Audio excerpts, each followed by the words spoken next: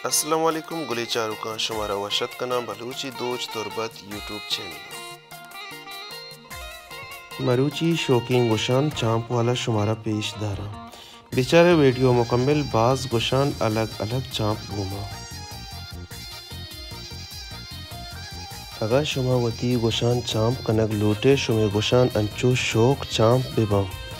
suit घूमा match बेबा guarantee घूमा गोड़ा दीर मकने वती गुशान बनाइनक वास्ता दुकान नामा याद बिदारे